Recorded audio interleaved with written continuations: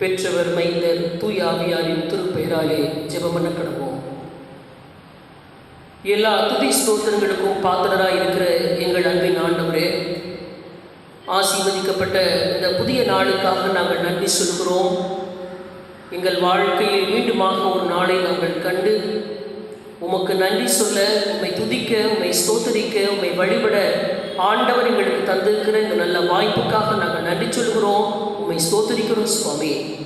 தேவரீர் தந்திருக்கிற நல்ல உடல் சுகத்திற்காய், உடல் பலனுக்காய், ஆண்டவர் எங்களுக்கு கொடுத்திருக்கிற நல்ல ஜீவனுக்காய் மனதார நாங்கள் உம்மை துதிக்கின்றோம், உம்மை ஸ்தோத்தரிக்கின்றோம் சுவாமி. உம்முடைய ஆலயத்திலே ஒன்று கூடி உம்மை வழிபட முடியாத சூழலிலும் இந்த காணொளி வாயிலாக நாங்கள் உம்மை தொழுது கொள்ளுகிறோம், உம்மை வழிபடுகிறோம், உமக்கு நன்றி செலுத்துகிறோம் சுவாமி. இந்த தூய வழிபாட்டை உம்முடைய பாதப்படியிலே அர்ப்பணித்து நாங்கள் வேண்டுகிறோம். துவக்கம் முதல் இறுதி வரை தூய ஆவியாரின் பிரசனம் எங்களோடு இருந்து வழிநடத்த வேண்டும் என்று இறைமைந்தன் இயேசு கிறிஸ்துவின் வழியை வேண்டுதல் செய்கிறோம். எங்கள் தாயும் தந்தையுமாகிய கடவுளே, ஆமேன்.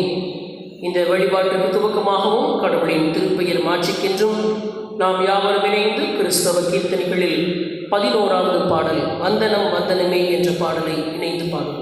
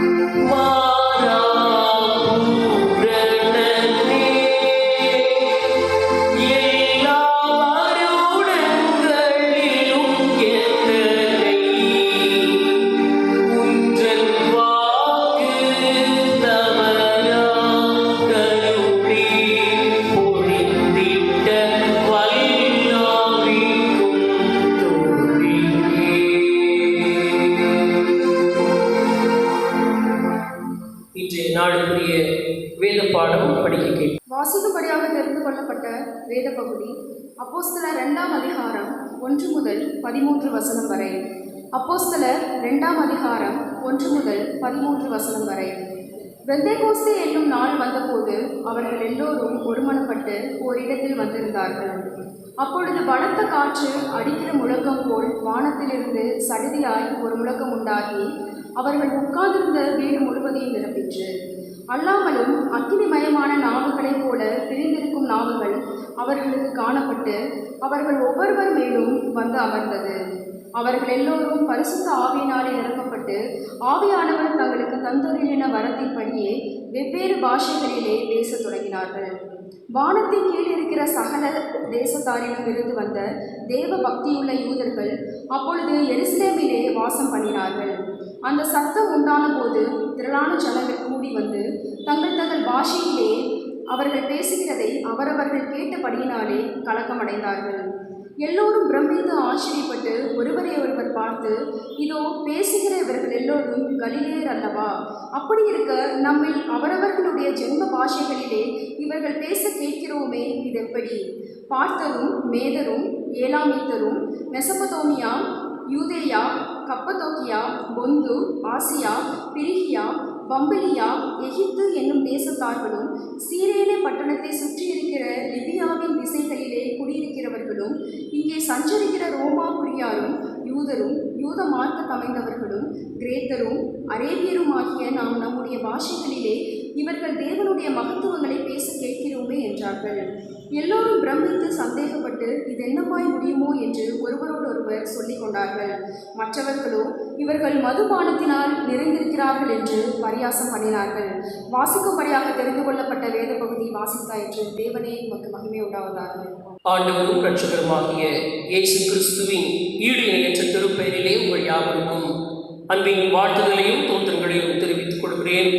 திரியேக கடவுளின் சமாதானம் உங்கள் அனைவரோடும் நிறைவாய் தங்கியிருப்பதாக. ஆலயத்திலே சென்று ஆண்டவரை வழிபட முடியாத இந்த சூழலிலும் கூட இந்த காணொளி வாயிலாக உங்களை சந்திப்பதற்கு ஆண்டவர் தந்திருக்கிற வாய்ப்புக்காக ஆண்டவருக்கு நாம் நன்றி சொல்லுவோம். தொடர்ந்து இந்த சூழல்கள் அதிசீக்கிரத்திலே மாறும் என்கின்ற நம்பிக்கையோடு ஆண்டவர் சமூகத்திலே நாம் காத்திருப்போம். சீக்கிரமாக நாம் ஆலயத்திற்கு வந்து ஆண்டவரை வழிபடுகிற சூழல் வரும் என்று சொல்லி ஆண்டவருக்குள்ளாக நாம் நம்புவோம். அதற்காக நாம் அதிகமாக ஜெபிக்க நாம் அழைக்கப்படுகிறோம். ஜெபிப்பதோடு மாத்திரம் நாம் நின்று விடாமல் இந்த நோய் தொற்றினால் பாதிக்கப்பட்டிருக்கிற மக்களுக்கு நம்மால் முடிந்த உதவிகளை செய்யும்படி உங்களை அன்போடு கூட நான் கேட்டுக்கொள்கிறேன். உங்களால் முடிந்த பண உதவியோ அல்லது உங்களால் இயன்ற பொருள் உதவியோ நீங்கள் செய்யும்படி இந்த காணொளி வாயிலாக திருச்சபை மக்களாகிய உங்களுக்கு நான் அழைப்பு விடுக்கிறேன். உதவ வேண்டும் என்று விருப்பமுடையவர்கள் நீங்கள் தயவு செய்து என்னை தொடர்பு கொள்ளும்படி உங்களை அன்போடு கூட நான் கேட்டுக்கொள்கிறேன். அருளுரைக்கு ஆயத்தமாக தலைகளை தாழ்த்தி நாம் ஜெபம் செய்வோம். எங்கள் கண்மலையும் எங்கள் மீட்பெருமாகிய கடவுளே, அடியேனின் வாயின் வார்த்தைகளும் உமது அடியார்களின் உள்ளத்தின் தியானமும் உமது திரு சந்நிதியிலே உமக்கு ஏற்புடையதாய் இருப்பதாக. ஆமென். கிறிஸ்துவுக்குள் அன்பானவர்களே, மீண்டுமாக உங்களை அன்போடு கூட நான் வாழ்த்துகிறேன். மற்றும் ஒரு ஞாயிற்றுக்கிழமையிலே இந்த காணொலி வாயிலாக உங்களை சந்திப்பதற்கு ஆண்டவர் தந்திருக்கிற வாய்ப்புக்காக நான் ஆண்டவருக்கு நன்றி சொல்கிறேன். இன்றைய நாள் நம்முடைய திருச்சபை வரலாற்றிலே மிகவும் முக்கியமான ஒரு நாளாக இருக்கிறது. பொதுவான திருச்சபை உருவாக்கப்பட்ட நாள் என்று சொல்லி இன்றைய நாளை குறிப்பிடுகிறார்கள். It is considered the birthday of the Christian Church. கிறிஸ்தவ திருச்சபையினுடைய பிறந்த நாள் என்று கூட இன்றைய நாளை நாம் குறிப்பிடலாம். அதற்கு 2 காரணங்கள் உண்டு. முதல் காரணம், நம்முடைய கிறிஸ்தவ இறையிலே அல்லது நம்முடைய கிறிஸ்தவ மார்க்கத்திலே மிக முக்கியமான ஒரு கோட்பாடு the doctrine of Trinity, திரித்துவம் என்கிற கோட்பாடு நாம் பின்பற்றி வருகிற ஒரு கோட்பாடு. பெற்றவர், மைந்தர், தூய ஆவியார் என்கிற மூவொரு கடவுளைத்தான் நாம் வழிபடுகிறோம். ஆக இந்த நிலையிலே தூய ஆவியாரை கடவுளாக நாம் ஏற்றுக்கொண்டிருக்கிற ஒரு நாள் என்று சொல்லி இந்த நாளை நாம் குறிப்பிடலாம். செகண்ட்லி, இதுவரையிலும் எருசலேமிலே நற்செய்தியை சொல்லி வந்த ஆண்டவருடைய சீடர்கள் அந்த குறுகிய வட்டத்தை விட்டு எருசலேமுக்கு வெளியே உலகெங்கிலும் சென்று அவர்கள் ஆண்டவருடைய வார்த்தையை, நற்செய்தியை அநேகருக்கு பிரசங்கிக்க துவங்கின நாள் என்று சொல்லி கூட இந்த நாளை நாம் குறிப்பிடலாம். ஆகவே தான் இன்றைய நாளை நாம் திருச்சபை உருவாகிய நாளாக நாம் ஆசிரித்து வருகிறோம். மேலை நாடுகளிலே இந்த ஞாயிற்றுக்கிழமையை ஒயிட் சண்டே, வெண்மை ஞாயிறாக ஆசரிக்கிறார்கள். நாம் இந்த ஞாயிற்றுக்கிழமையை பெந்தைகோஸ்தே ஞாயிறாக நாம் ஆசரிக்கிறோம். பெந்தைகோஸ்தே என்கிற அந்த வார்த்தையை சொன்னதுமே ஒருவேளை இது நமக்கு சம்மந்தம் இல்லாத ஒரு வார்த்தையாக பல நேரங்களிலே நாம் புரிந்து வைத்திருக்கிறோம். பெந்தைகோஸ்தே என்கிற வார்த்தை ஒரு குறிப்பிட்ட அந்த பெந்தைகோஸ்தே திருச்சபைக்கு மட்டுமே சொந்தமான வார்த்தை, நமக்குரிய வார்த்தை அல்ல என்கிற எண்ணம்தான் பெரும்பாலும் தோன்றுகிறது. ஆனால் பெந்தைகோஸ்தே என்கிற இந்த வார்த்தையினுடைய உண்மையான பொருள் என்ன என்று சொல்லி நாம் பார்க்கிற பொழுது, கிரேக்கத்திலே பெந்தைகோஸ்தே என்கிற வார்த்தையினுடைய பொருள் the 50th day என்பதாகும். 50வது நாள். அதுதான் பெந்தைகோஸ்தே என்பதற்குரிய பொருள், 50வது நாள். இன்றைய நாள் ஆண்டவராகிய இயேசு கிறிஸ்து உயிர்த்தெழுந்த பின்பு வருகிற 50வது நாள், அல்லது ஈஸ்டர் பண்டிகைக்கு பின் வருகிற 7வது ஞாயிறு. ஆக இந்த 50வது நாளைத்தான் ஆண்டவர் இயேசு கிறிஸ்துவின் உயிர்ப்புக்கு பின் வருகிற இந்த 50வது நாள் தான் பெந்தைகோஸ்தே நாள் என்று சொல்லப்படுகிறது. ஆண்டவர் தம்முடைய சீடர்களுக்கு தம்முடைய மரணத்திற்கு முன்பாக பரிசுத்த ஆவியானவரை குறித்து வாக்கு கொடுத்திருந்தார். அந்த வாக்கு நிறைவேறிய நாளாக கூட இன்றைய நாளை நாம் எடுத்துக்கொள்ள முடியும். ஆண்டவருடைய சீடர்கள் தூய ஆவியாரை பெற்றுக்கொள்ளுகிற அந்த அனுபவத்தை தான் இன்றைய நாளிலே நாம் சிந்திக்க அழைக்கப்படுகிறோம். கிறிஸ்துவுக்குள் அன்பானவர்களே, இன்றைய நாளுக்குரிய தலைப்பாக தெரிந்த திருச்சபை நமக்கு கொடுத்திருக்கிறது, come holy spirit renew us. வாரும் தூய ஆவியாரே எங்களை புதுப்பியும் அல்லது புத்தாக்கம் செய்யும் என்கிற தலைப்பின் கீழாக நாம் சிந்திக்க அழைக்கப்படுகிறோம். போன வாரத்திலே நாம் தூய ஆவியாரை பற்றிய முன்னுரையை நாம் கேட்டோம். இன்றைய நாளிலே அதை தொடர்ந்து தூய ஆவியார் நம்மளை புத்தாக்கம் செய்கிறவராக, நம்மளை புதுப்பிப்பவராக இருக்கிறார் என்பதை 2 சுருக்கமான குறிப்புகளின் மூலமாக உங்களோடு நான் பகிர்ந்து கொள்ள விரும்புகிறேன். முதல் குறிப்பு, தூய ஆவியார் நமக்கு நம்பிக்கை தருகிறார். The Spirit of Hope. இன்று இந்த தலைப்புக்கு ஏற்ற முதலாவது திருமறை பகுதி எசேக்கியேல் தீர்க்கதரிசியின் புஸ்தகம் 37வது அதிகாரம் 1 தொடங்கி 14 வசனங்கள் முதலாவது திருமறை பகுதியாக நமக்கு கொடுக்கப்பட்டிருக்கிறது. எசேக்கியேல் 37ஆம் அதிகாரம் 1 தொடங்கி 14 வரை அடங்கியுள்ள பகுதிகள். இந்த பகுதிகள் நமக்கு தூய ஆவியார் நமக்கு நம்பிக்கை தருகிறார் என்கிற அந்த தலைப்பின் கீழாக இந்த பகுதியை நாம் தியானிக்க அழைக்கப்படுகிறோம். எசேக்கியேல் தீர்க்கர் வழியாக கடவுள் இஸ்ரவேல் மக்களுக்கு கொடுத்த நம்பிக்கை தான் இந்த எசேக்கியேல் 37ஆம் அதிகாரத்திலே இறைவாக்காக தீர்க்கர் உரைக்கிறதை நாம் பார்க்க முடியும். இஸ்ரவேல் மக்கள் பாபிலோன் அடிமைத்தனத்திலே இருக்கிறார்கள்.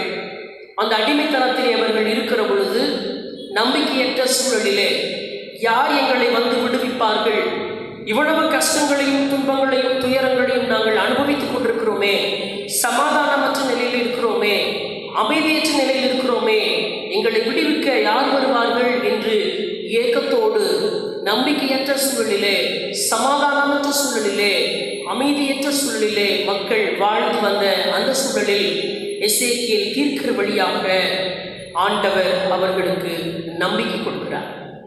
கிறிஸ்துவுக்குள் அன்பானவர்களே, ஒருவேளை நாம் வாழ்ந்து கொண்டிருக்கிற இந்த சூழலிலும் கூட இதை நாம் ஒப்பிட்டு பார்க்க முடியும். இன்றைக்கு எங்கு பார்த்தாலும் மரண ஓலங்கள். நமக்கு தெரிந்த அநேகர் இந்த நோய் தொற்றினால் மரணித்திருக்கிறார்கள். என்னால் இன்னும் உயிர் வாழ முடியுமா என்று சொல்லி அச்சத்தோடு, சந்தேகத்தோடு, கலக்கத்தோடு இருக்கிற மக்கள் அநேகர் உண்டு. ஏன் நாமும் கூட ஒருவேளை இந்த நோய் தொற்று எனக்கும் ஏற்பட்டு விடுமோ, நானும் மரணித்து விடுவேனோ என்கிற அந்த கவலை, பயம், அச்சம், சந்தேகம் கூட நம்முடைய வாழ்க்கையில் தொடர்ந்து இருக்கிறதை நாம் பார்க்க முடியும். அநேகர் மருத்துவமனைகளிலே சிகிச்சை எடுத்துக்கொண்டிருக்கிறார்கள். அதில் அநேகர் உயிரோடு நாம் வீடு திரும்புவோமா என்கிற நம்பிக்கையற்ற சூழலிலே வாழ்ந்து வருவதை நாம் பார்க்க முடியும். ஒவ்வொரு நாளும் தொலைக்காட்சிகளிலும் செய்திகளிலும் ஊடகங்களிலும் நாம் பார்ப்பது மரண செய்திகள் தான். ஆக இப்படிப்பட்ட இந்த நம்பிக்கையற்ற சூழலில், சமாதானமற்ற சூழலில், அமைதியற்ற சூழலில் தூய ஆவியார் நமக்கு நம்பிக்கை கொடுக்கிறவராக இருக்கிறார். உங்கள் எசேக்கியேல் 37ஆம் அதிகாரத்திலே நீங்கள் பார்க்கிற பொழுது அங்கு உலர்ந்த எலும்புகளை கொண்டு ஆண்டவர் ஒரு சத்தியத்தை நமக்கு கற்பிக்கிறார். இஸ்ரவேல் மக்களினுடைய வாழ்க்கை அந்த உலர்ந்த எலும்புகளைப் போல நரம்பு இல்லாமல், சதை இல்லாமல், ரத்தம் இல்லாமல், எதுவுமே இல்லாமல் ஒரு உயிரற்ற நிலையிலே இருக்கிறதை ஆண்டவர் இங்கு குறிப்பிடுகிறார். எசேக்கியேல் 37ஆம் அதிகாரம் 37ஆம் அதிகாரம் 3ஆம் வசனத்திலே அவர் என்னை நோக்கி, மனுபுத்திரனே, இந்த எலும்புகள் உயிரடையுமா என்று கேட்டார். அதற்கு நான், கர்த்தராகிய ஆண்டவரே, தேவரீர் அதை அறிவீர் என்றேன் என்று தீர்க்கர் குறிப்பிடுகிறார். இந்த நிலை மாறுமா? இந்த நோய் தொற்று குறையுமா? சமாதானமான சூழல், அமைதியான சூழல் மீண்டும் வருமா என்று ஏக்கத்தோடு கேட்கிற நமக்கு ஆண்டவர் தருகிற விடை என்னவென்று சொன்னால், பரிசுத்த ஆவியானவர் இந்த நிலையை மாற்றுவார் என்கின்ற நம்பிக்கை நமக்கு கொடுக்கிறார். 4ஆம் வசனத்திலே நாம் பார்க்கிறோம், உலர்ந்த எலும்புகளை பார்த்து ஆண்டவர் சொல்லுகிறார், இதோ நான் உங்களுக்குள் ஆவியை பிரவேசிக்க பண்ணுவேன், அப்பொழுது உயிரடைவீர்கள் என்று சொல்லி ஆண்டவர் அவர்களுக்கு வாக்கு கொடுக்கிறார்.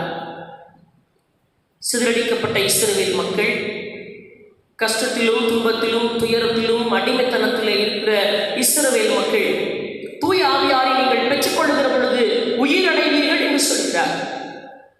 உயிரற்ற நிலையிலே உலர்ந்த எலும்புகளாய் இருக்கிற நீங்கள் நரம்புகளால் பிணைக்கப்பட்டு, சதையினால் பரப்பப்பட்டு, இரத்தத்தை பெற்றுக்கொண்டு ஆண்டவருடைய உயிர் மூச்சை நீங்கள் பெறுகிற பொழுது நீங்கள் சேனைகளாய் எழுந்து நிற்பீர்கள் என்று சொல்லி ஆண்டவர் அந்த இடத்திலே அவர்களுக்கு நம்பிக்கை தருகிறார்.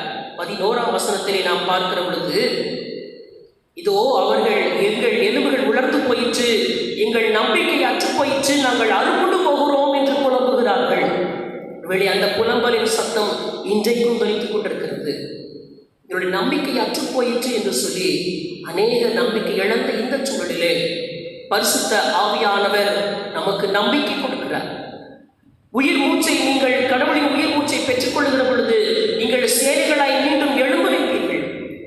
உயிரற்று போயிருக்கிற இந்த உலர்ந்த எலும்புகள் எல்லாம் மீண்டும் உருவாக்கப்படும், மீண்டும் உயிர் பெற்று எழும் என்று சொல்லி தூய ஆவியார் வாக்கு கொடுக்கிறார். கிறிஸ்துவுக்குள் அன்பானவர்களே, நாமும் அப்படிப்பட்ட நம்பிக்கையோடு நாம் காத்திருப்போம். 14ஆம் வசனத்திலே, என் ஆவியை உங்களுக்குள் வைப்பேன், நீங்கள் உயிரடைவீர்கள், நான் உங்களை உங்கள் தேசத்தில் வைப்பேன், அப்பொழுது நான் கர்த்தர் என்று அறிந்து கொள்வீர்கள்.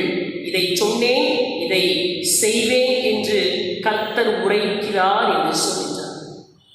ஆம், கிறிஸ்துவுக்குள் அன்பானவர்களே, ஆண்டவரை நாம் இன்னும் அதிகமாய் அறிந்து கொள்ளும் வண்ணமாய் தூய ஆவியாரின் உயிர் மூச்சை நாம் பெற்றுக்கொள்ளுகிற பொழுது இந்த சூழல் மாறும் என்கிற அந்த நம்பிக்கையை தூய ஆவியார் நமக்கு கொடுக்கிறார்.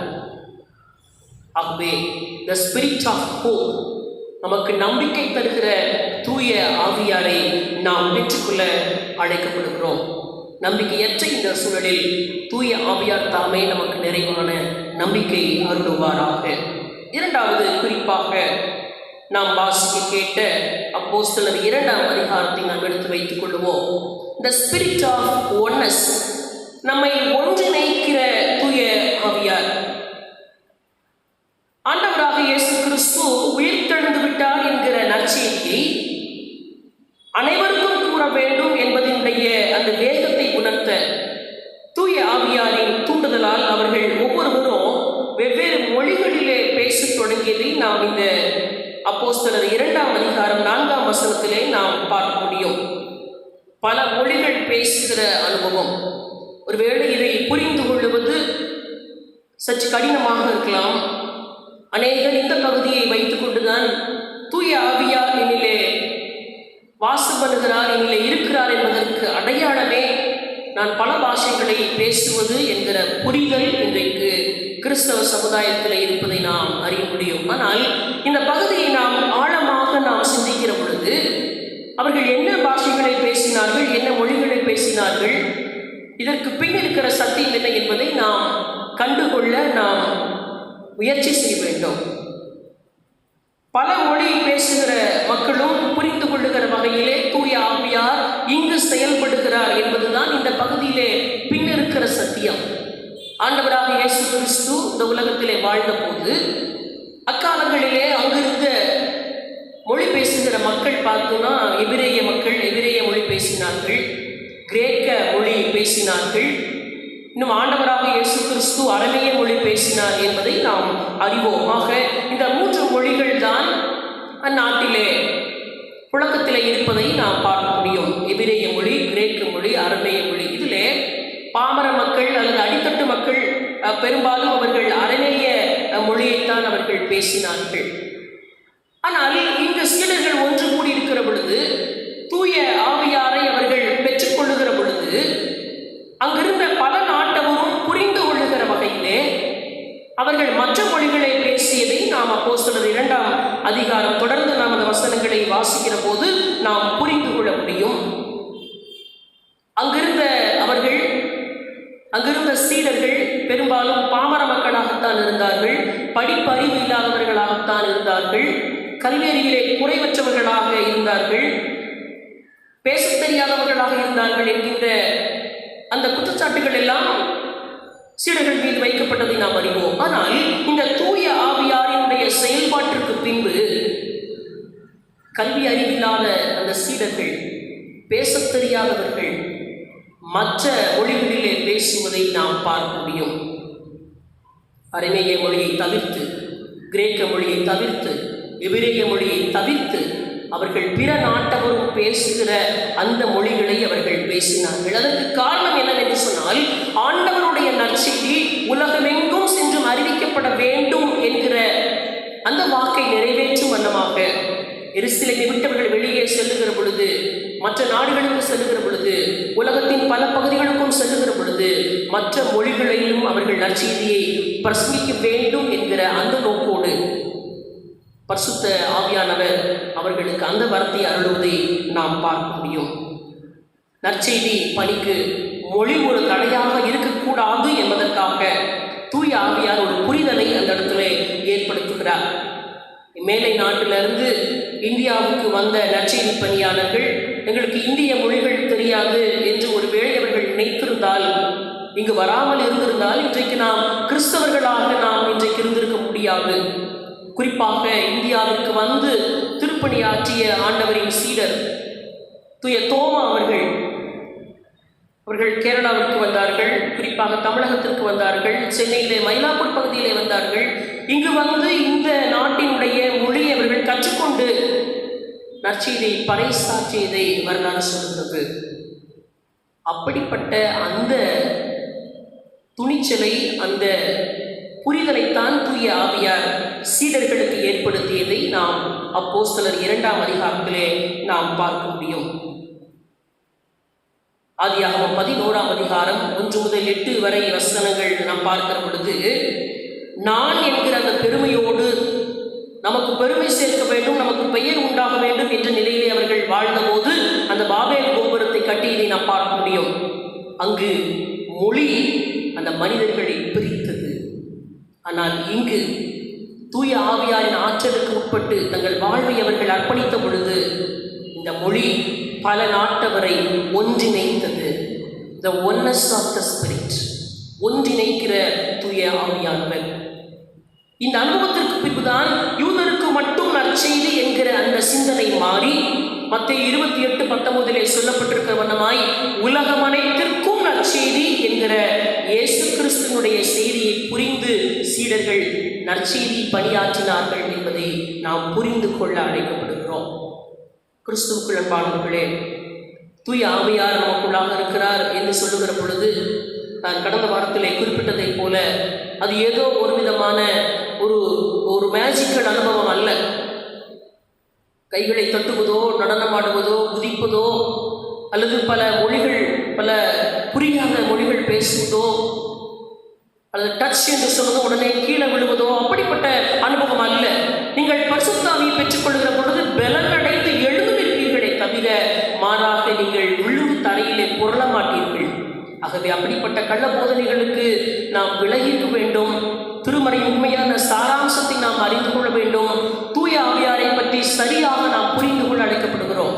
அப்போஸ்தலர் 2ஆம் அதிகாரத்திலே சொல்லப்பட்டிருக்கிற அந்த பல மொழி பேசுகிற அனுபவம் என்பது அந்த சீடர்கள் தாங்கள் அறிந்திருந்த அரமேயம், எபிரேயம், கிரேக்க மொழியை தாண்டி பல நாட்டவரும் பேசுகிற என்னென்ன மொழிகள்லாம் பேசினாங்க என்பதை அங்கே பட்டியலிட்டிருக்கிறார்கள். அப்படிப்பட்ட அந்த அனுபவத்தை தான் அந்த சீடர்கள் பெற்றுக்கொள்கிறார்கள் தூய ஆவியாரின் மூலமாக. அதற்கு காரணம் யூதருக்கு மட்டும் நற்செய்தி என்கிற அந்த நிலையை தாண்டி உலகம் அனைத்திற்கும் நற்செய்தி. மேலை நாடுகளுக்கு செல்கிற பொழுது, மற்ற நாடுகளுக்கு போகிற பொழுது அங்குள்ள அந்த மொழியிலும் நற்செய்தி அறிவிக்க வேண்டும் என்கின்ற அந்த உன்னத நோக்கைத்தான் தூய ஆவியார் இந்த இடத்தை புரிதலாக வெளிப்படுத்துகிறார். ஆகவே கிறிஸ்துவுக்குள் அன்பானவர்களே, அப்படிப்பட்ட தூய ஆவியாரை நீங்களும் நானும் பெற்று இன்றைக்கு ஆண்டவருடைய நற்செய்தியை மக்களுக்கு அறிவிக்க நாம் அழைக்கப்படுகிறோம். சிறப்பாக இந்த நோய் தொற்று காலங்களில் நம்பிக்கையற்று இருக்கிற மக்களுக்கு, பயத்தோடு கலக்கத்தோடு இருக்கிற மக்களுக்கு ஆண்டவரை பற்றிய நற்செய்தியை நீங்களும் நானும் சொல்ல அழைக்கப்படுகிறோம். நற்செய்தியை சொல்லுகிற மக்களாக மட்டும் நாம் நின்று விடாமல் நம்மளால் இயன்ற உதவிகளையும் அவர்களுக்கு செய்ய தூய ஆவியார் நமக்கு நிறைவான ஆற்றலை தருவாராக. The spirit of hope and the spirit of oneness இவைதான் தூய ஆவியாரின் பண்புகளாக இந்த நாளில் நாம் தியானித்திருக்கிறோம். ஆகவே அத்தகைய சிந்தனையோடு தூய ஆவியாரின் செயல்பாட்டை நாம் தொடர்ந்து நாம் புரிந்து கொள்ள ஆண்டவர் நமக்கு அருள் தருவாராக. தலைகளை தாழ்த்தி நாம் ஜெபம் செய்வோம். பள்ளம் மேடு தடை தாண்டியே பசாசி கண்ணிக்கு நீங்கியே, பள்ளம் மேடு தடை தாண்டியே பசாசி கண்ணிக்கு நீங்கியே, உள்ளார்வமுடன் பின் பார்வையுடன் நான் மெல்ல மெல்ல நடந்தே, எங்கும் மீட்பர் சிலுவை சுமப்பேனே, மலை மாநதியோ மிகு ஆழ்கடலோ மருள் சூழும் கானக வனமோ, எங்கும் மீட்பர் சிலுவை சுமப்பேனே, எங்கும் மீட்பர் சிலுவை சுமப்பேனே. பூலோக மேன்மை நாடிடே, புவி மேவும் செல்வம் தேடிடே, பூலோக மேன்மை நாடிடே, புவி மேவும் செல்வம் தேடிடே, சீரன் சிலுவை சிறியேன் மேன்மை, என் ஜீவன் வழிமறை இயேசுவே, அவர் ஜீவ சிலுவை சுமப்பேனே, அவர் ஜீவ சிலுவை சுமப்பேனே, மலை நதியோ. எங்களை நேசிக்கிற நல்ல ஆண்டவரே, இந்த நல்ல நாளுக்காக மீண்டுமாக நாங்கள் உமக்கு நன்றி சொல்கிறோம், உம்மை ஸ்தோத்திரிக்கிறோம் சுவாமி. தூய ஆவியாரை நாங்கள் பெற்றுக்கொள்ளுகிற மக்களாய், எங்களை புத்தாக்கம் செய்கிற தூய ஆவியாரை உள்ளத்திலே நாங்கள் வருந்தி அழைக்கிற மக்களாய், தூய ஆவியாரை பெற்றுக்கொண்ட பின்பு துணிச்சலோடு பிரசங்கிக்கிற மக்களாய் நாங்கள் வாழ ஆண்டவர் அருள் தர வேண்டும் என்று நாங்கள் ஜெபிக்கிறோம். சிறப்பாக இந்த நம்பிக்கையற்ற சூழலிலே நீர் எங்களுக்கு நம்பிக்கை தருகிற ஆண்டவராக இருக்கிறீர் என்பதை நாங்கள் அறிந்திருக்கிறோம். உமக்கு நன்றி சொல்கிறோம். இப்பொழுதுமாய் கூட ஆண்டவரே, இந்த நோய் தொற்றினால் பாதிக்கப்பட்டிருக்கிற மக்களுக்காக நாங்கள் பாரப்பட்டு ஜெபிக்கிறோம். மருத்துவமனைகளில் சிகிச்சை மேற்கொண்டிருக்கிற ஒவ்வொரு மக்களுக்காக நாங்கள் வேண்டுகிறோம். கடவுள் நீர்த்தாமே பூரண சுகம் கொடுக்க வேண்டுமாய் உடைய சமூகத்திலே நாங்கள் ஜெபிக்கிறோம். மருத்துவமனைகளிலே சென்று சிகிச்சை மேற்கொள்ள முடியாமல் ஆண்டவரை கஷ்டப்படுகிற மக்கள் அநேகர் உண்டு. மருத்துவ வசதிகள் கிடைக்காமல், ஒருவேளை அதிக பணம் செலவழிக்க வழியில்லாமல் கஷ்டப்படுகிற அநேக ஏழை மக்களை நாங்கள் நினைவு கூர்ந்து அவர்களுக்காக ஜெபிக்கிறோம் சுவாமி.